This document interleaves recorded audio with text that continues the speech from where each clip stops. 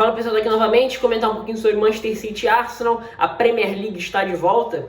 No primeiro momento eu estava querendo fazer, né, antes do jogo começar, né, eu estava querendo fazer uma análise do jogo como um todo, até eu começar a assistir o jogo e ver que, assim, fazer uma análise do jogo como um todo não seria lá tão útil, assim, para expor o que eu acho, assim, o personagem do jogo de hoje, digamos assim, entre os dois times, foi o Arsenal, né? Foi muito mais a inoperância, a vulnerabilidade, a falta de reação, a falta de capacidade de responder a qualquer coisa que o Manchester City fizesse que me chamou a atenção. Então isso aqui não vai ser uma análise do jogo, vai ser uma análise da partida do Arsenal, né?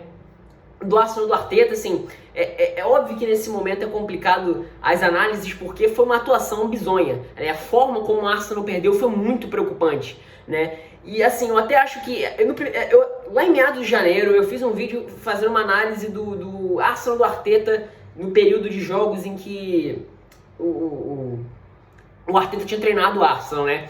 E tá no meu canal. Se eu me lembrar, eu vou colocar aqui na descrição pra vocês verem. Eu tava achando um pouco supervalorizado demais a forma como as pessoas falavam do trabalho dele. Até os resultados foram melhorados. O Arsenal ainda tá invicto na Premier League, estava invicto até hoje na Premier League. Mas a nível de desempenho, o time não era exatamente algo que chamava tanto a minha atenção, pelo menos. Né? Por mais que teve aquele jogo contra o Chelsea, né, que teve bons primeiros 25 minutos, e teve aquele jogo contra o United que a gente saiu vitorioso. Mas nessas duas atuações, eu não acho que tenham sido exatamente grandes atuações do Arsenal, não. Por mais que em diversos momentos as pessoas tenham ficado surpresas. Mas enfim, vamos lá. Comentar um pouquinho sobre o meu olhar na partida, né? O Arsenal entrou em campo num 4-3-3 e pela disposição, né, pelos nomes do trio do meio campo, já poderia se imaginar que a abordagem seria muito mais cautelosa do que de fato um time que buscaria um pouco mais não sei, de controle de posse ou que buscaria ser de alguma forma ofensivo contra o City do Guardiola, né? Então entrou com o Guendouzi de primeiro homem, o Xhaka como meio-campista à esquerda e o Willock como meio-campista à direita. Se não era um meio-campo muito criativo, que de fato não era um time um pouco mais intenso, digamos assim, para combater, né? Principalmente Xhaka e Guendouzi, né? O Willock com um perfil um pouco mais de circulação.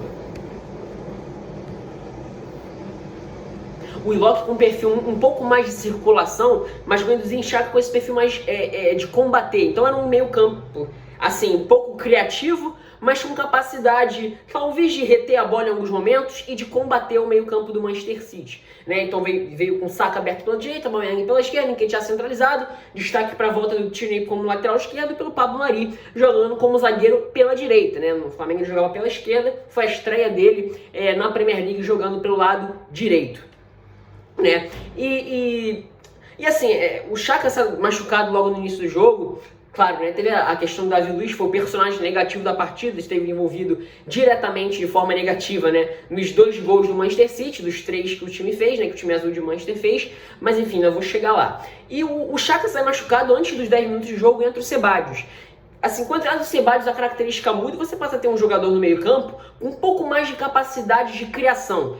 Assim, eu acho que assim, a passagem do Ceballos no Arsenal foi um fracasso completo. Né, o Ceballos fez no máximo 2, 3 partidas boas com a camisa do Arsenal, depois mais nada. Né, foi, assim, na minha opinião, foi uma grande decepção, um grande fracasso passagem do espanhol pelo Emirates. Mas enfim, a nível de característica, né, em questão de característica, você mudava e conseguia colocar no seu meio campo um jogador com um pouco mais de capacidade criativa, né, pelo lado esquerdo. Mas assim, até os primeiros 30 minutos de jogo, e depois o Pablo Mari, né, aos 17 minutos o Pablo Mari sai, né, e entra o David Luiz já jogando pelo lado esquerdo, com o Mustafi agora jogando pelo lado direito, né? Mas até os 30 minutos de jogo, era um jogo num ritmo muito lento mesmo, a ponto de chamar atenção, né, de ficar esquisito. Não parecia a Premier League que a gente estava acostumado de um jogo intenso, de um Manchester City que encurralava o adversário. Era um jogo lento, de muitos erros, principalmente no meio campo, e o Manchester City conseguindo aproveitar um pouco melhor esses erros, principalmente tendo o De Bruyne para fazer esse passe um pouco mais vertical por dentro e o Sterling para encontrar o espaço, principalmente jogando mais centralizado, fazendo esse facão nas costas do Willock, né, com o David Silva jogando um pouco mais atrás, mais próximo do Gundogan, que hoje jogava com o primeiro homem. E até os 30 minutos o que o Manchester City conseguiu foi mais próximo disso. Bolas do De Bruyne encontrando o Sterling nas costas do Willock. Fruto também de alguns erros de posicionamento, principalmente no meio campo do Arsenal, e de erros de posse de bola ali por dentro. Mas até os 30 primeiros minutos de jogo, foi um jogo muito lento. Dos 30 minutos de jogo do primeiro tempo até o final, a gente viu talvez uma das maiores disparidades entre times do Big Six que eu lembro nos últimos anos. O Arsenal parecia um time pequeno, o Arsenal era completamente vulnerável ao Manchester City e não tinha simplesmente nenhuma reação. Algo que me chocou, né? Talvez a única coisa que o Arsenal, a única coisa que o Arteta conseguiu encontrar no jogo para conseguir fazer uma saída de bola minimamente segura foi atrair o Manchester City pro lado direito para fazer uma inversão pro Ceballos pro lado esquerdo e ele conseguiu uma tabela com o Tierney para tentar a velocidade do lateral escocês por aquele lado, uma tabela que conseguisse de fato escapar dessa pressão. Mas isso aconteceu 2, 3 vezes no primeiro tempo no máximo. Já a partir dos 30 primeiros minutos, o Manchester City criou um caminhão de chances e isso perdurou até a reta final. O jogo foi até 101 minutos, teve período da paralisação por conta da lesão grave do Eric Garcia, jovem zagueiro espanhol bem promissor do Manchester City, mas o jogo inteiro, dos 30 minutos do primeiro tempo até os 101 do segundo tempo, foi um massacre, foi um caminhão de chance. O jogo poderia ter sido tranquilamente 8, 9-0 para o Manchester City, porque tanto no primeiro tempo quanto no segundo, a partir dos 30 primeiros minutos e o segundo tempo inteiro foi isso. E assim, a partir dos 15 minutos do segundo tempo, o jogo parecia pelada. Sabe quando um time é muito melhor que o outro e o time que está perdendo começa a ficar desanimado e sem muito saber o que fazer? A cara era exatamente essa. O Manchester City encontrava espaço com uma facilidade incrível e não necessariamente precisava imprimir um volume. E esse tipo de atuação no Manchester City já tinha acontecido com o Arsenal lá em dezembro. O Manchester City não precisou colocar o pé no acelerador para vencer o Arsenal no Emirates, né, lá em dezembro, né, lá em, se não me engano, foi dia 8 e 9 de dezembro. E hoje, a distância não foi nem pelo nível do Manchester City, foi mais pela inoperância do Arsenal. O Arsenal parecia um time de bairro, completamente sem reação. E a situação só piorou com a expulsão do David Luiz. Né, o primeiro gol do Manchester City sai com o Sterling, depois do lance que o David Luiz entrega a bola no pé do atacante inglês, né, ele poderia ter dado um chutão ou tocado pro lateral, ele acaba ajeitando a bola pro Sterling, o Sterling faz o primeiro gol, isso já no último lance do primeiro tempo, e nos primeiros lances do segundo tempo ele faz um pênalti bizarro contra o Mahrez, né, e o De Bruyne acaba convertendo, né.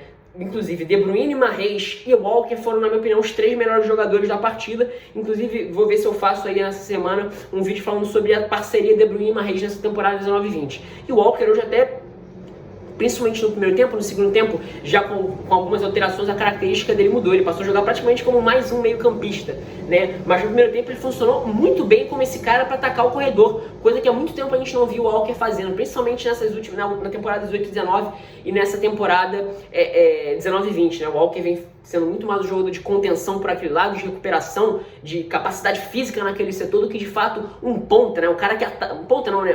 Um jogador de corredor pelo lado direito, como ele foi no Tottenham, onde ele foi um dos principais laterais da Premier League, o que rendeu a transferência ao Manchester City. Enfim, é um ponto positivo a se destacar. Mas o Arsenal como um todo foi muito frágil, né? E depois da expulsão do David Luiz, o jogo pareceu, como eu falei, andar como se fosse uma pelada. O Arsenal não tinha reação nenhuma, né? Aí o Tierney passou a jogar como zagueiro pela esquerda, o Bukayo Saka vai para lá, para lateral esquerda, o Aubameyang passa a jogar como meia pela esquerda, nesse 4-4-1, o Willock vira o meia pela direita. Mas assim, reação nula, não existia reação. Eu fiquei abismado, eu vi o jogo assim, né?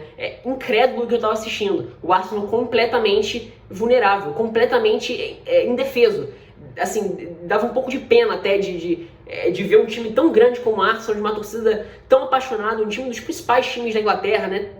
Gente, o Arsenal é o terceiro maior campeão inglês. Terceiro maior campeão inglês. Parecia um time pequeno, assim, não tinha alternativas. O Arteta não conseguiu encontrar alternativas de como reagir, né? E as alterações só vieram mais para a reta final, né? Então o Rice Nelson aberto pelo lado direito, entrou o Lacazette no lugar do Nketiah, e o Maitland-Niles acabou entrando como meio-campista à direita, ao lado do Ceballos, que jogava como meio-campista à esquerda, né? Maitland-Niles jogou pouquíssimas vezes como meio-campista, que é a posição de origem dele da base do Arsenal, né? No Arsenal ele jogou mais como ala ou como lateral, né? Ele jogou pouquíssimas vezes como meio-campista, né? Se não me engano foi um jogo de Copa da Liga, na primeira metade da temporada ainda, né? Lá no segundo semestre do ano passado, de 2019. Né? Mas não consigo surtir efeito nenhum. O Arsenal foi um time completamente inoperante, algo que assim me preocupa. E o Manchester City teve algumas alterações, né? Entrou o Bernardo Silva, o Phil Foden fez o terceiro gol. Como eu falei, o jogo poderia ter sido tranquilamente 8-9-0, né? E assim, até foi interessante, o Phil Foden começou jogando aberto pro lado esquerdo, depois ele passou a jogar um pouco mais por dentro, mais próximo do trio, ao lado do Rodri e do Bernardo Silva no segundo momento. Aliás, ao lado do Rodri Ao lado do Rodri, depois o De Bruyne sai, né? Ao lado do Rodri, o Davi Silva, o Bernardo Silva primeiro ele entra para jogar à frente, depois ele passa a jogar mais por dentro, né? E o trio passa a ter Sterling agora pelo lado direito, o Agüero jogando à frente e o... o Bernardo Silva entra à frente mesmo. O Phil Foden, que no primeiro momento entra como ponta pela esquerda, depois inverte com o Bernardo e passa a jogar mais por dentro no trio de meio campo, inclusive acaba fazendo gol. É um pouco difícil fazer a análise do Phil Foden nesse sentido, afinal de contas é um jogador que chama atenção, porque as circunstâncias da partida foram muito favoráveis, foram muito atípicas. Não é sempre que o Manchester City encontra um time tão vulnerável, então eu fico um pouco suspeito para falar. Amanhã eu prefiro fazer um vídeo específico falando sobre o Manchester City em especial, mas hoje o que me chamou a atenção foi de fato no penance do Arsenal. Eu fiquei incrédulo, né? Assim, espero que o Arsenal passe por essa situação, né? Realmente é uma situação muito complicada, é muito triste ver um time do tamanho do Arsenal passando por esse momento há muito tempo já, um time que caminha para se tornar coadjuvante na Premier League, né? Sem conseguir chamar atenção de nenhuma forma, né? Realmente a situação é muito complicada. Enfim, deixe seus comentários aí embaixo se você concorda, se você discorda, tá? É isso, espero que tenham gostado.